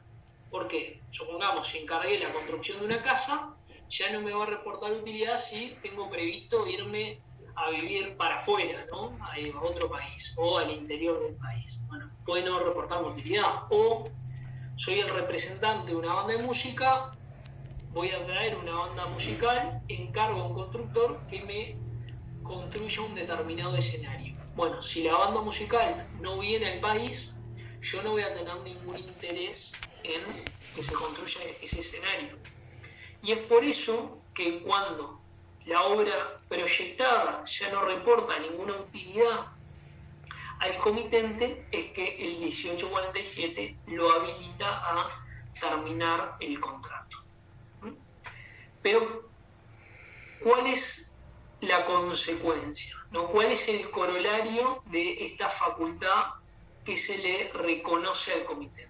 Bueno, es la de indemnizar al obrero, que acá el código nuevamente usa la palabra obrero, pero en realidad refiriendo al constructor, indemnizar de todos los gastos y trabajos y de todo lo que hubiera podido ganar en la misma obra. O sea, se pone fin a la ejecución de la obra, pero se exonera al revés. El constructor va a tener derecho a que se le pague los gastos y trabajos y todo lo que hubiera podido ganar por la ejecución de la obra, ¿no? O sea, la ganancia la va a recibir igual.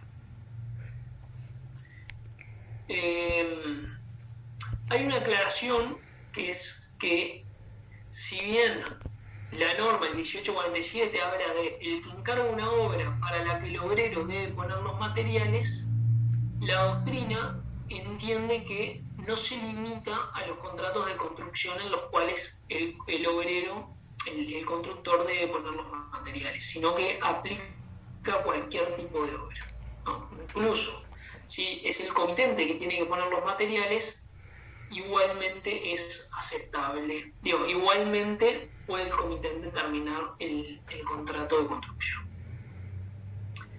Se discute también cuál es la naturaleza jurídica del contrato, de esta facultad que el 1847 confiere al comitente. Gamarra dice básicamente que se trata de un caso de revocación del contrato, ¿no? ¿Por qué?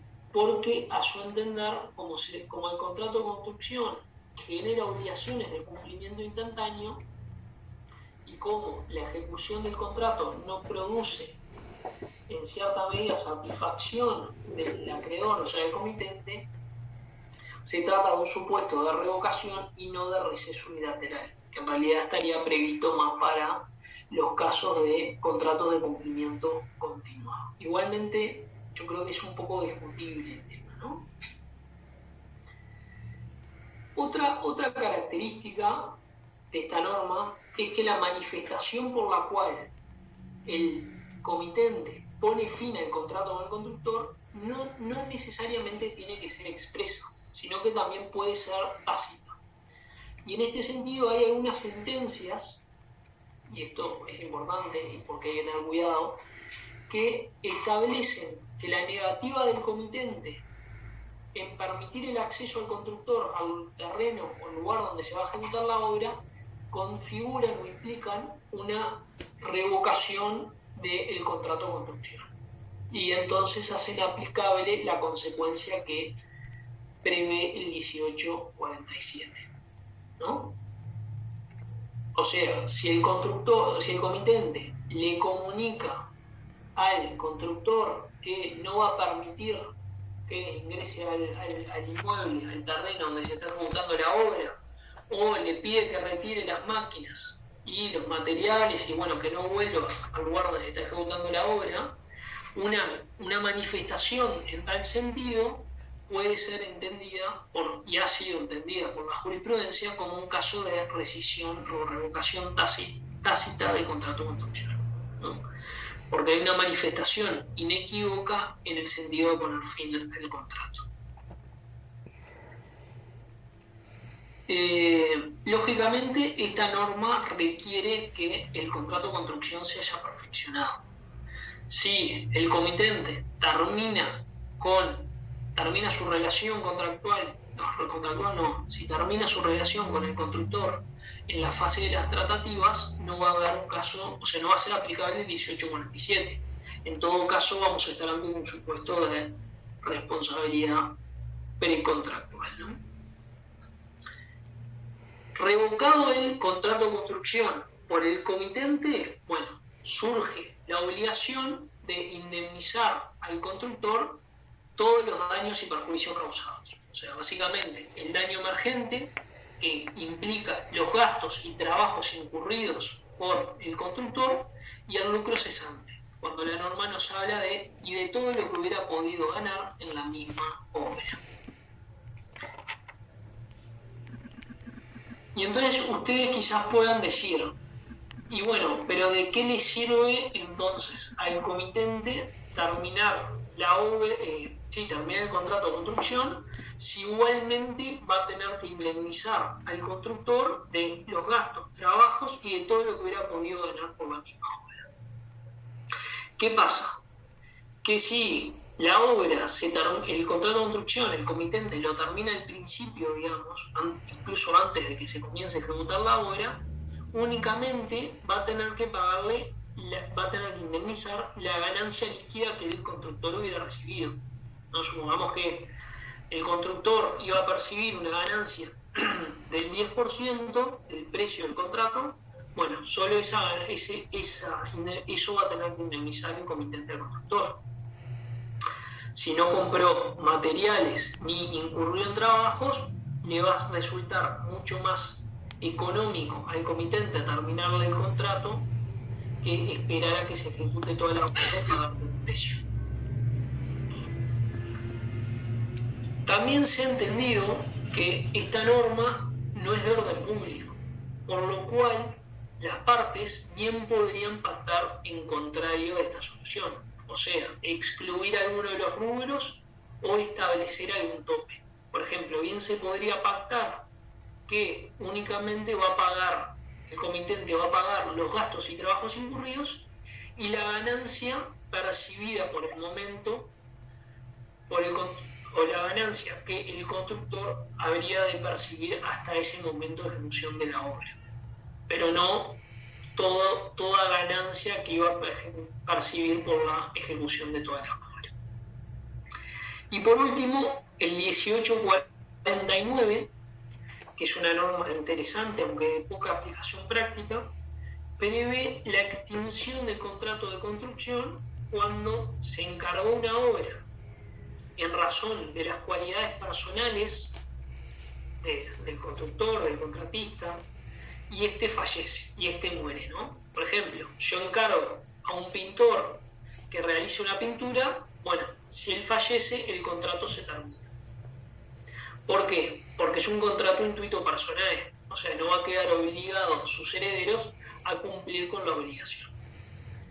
Pero si soy yo el comitente el que fallece, mis herederos sí van a seguir obligados a pagar el precio. ¿Por qué? Porque es intuito personal respecto del constructor, del contratista, pero no respecto del comitente de la obra.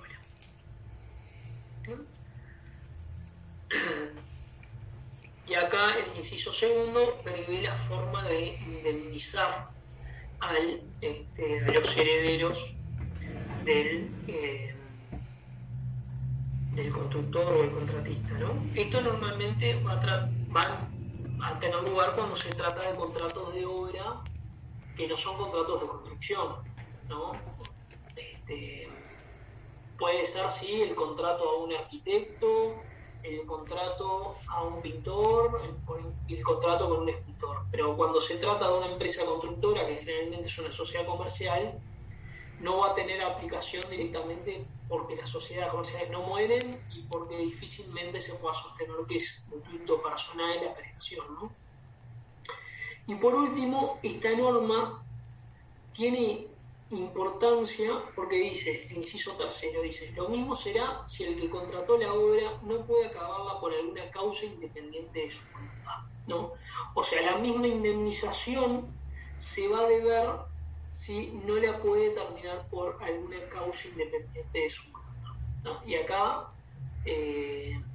lógicamente, van a entrar varios supuestos, ¿no? Por ejemplo, bueno, si queda ciego, pierde una mano, lo que fuere, bueno, si no puede cumplir con su prestación, el contrato se va a terminar a pesar de que no tenga lugar el fallecimiento del contratista o constructor. Bueno, con eso terminamos por hoy. El lunes vamos a ver responsabilidad de los agentes de la edificación, o sea, artículo 1844, en la redacción original y sobre todo en la nueva redacción del artículo 1844, que está prevista por la ley 19726, tema muy importante, le vamos a subir material de este tema, y después vamos a ver contrato de transacción, artículo 2147 y siguientes del Código Civil. Ambos temas, o sea, contrato de construcción o mejor dicho, contrato de obra y contrato de transacción, lo pueden estudiar en el tomo 1 del tratado, ¿no? Y le vamos a subir algo de material adicional. Con eso terminaríamos por hoy, ¿no? Bárbaro, muchas gracias, Aparicio. Bueno, buen fin de por semana favor, para todos.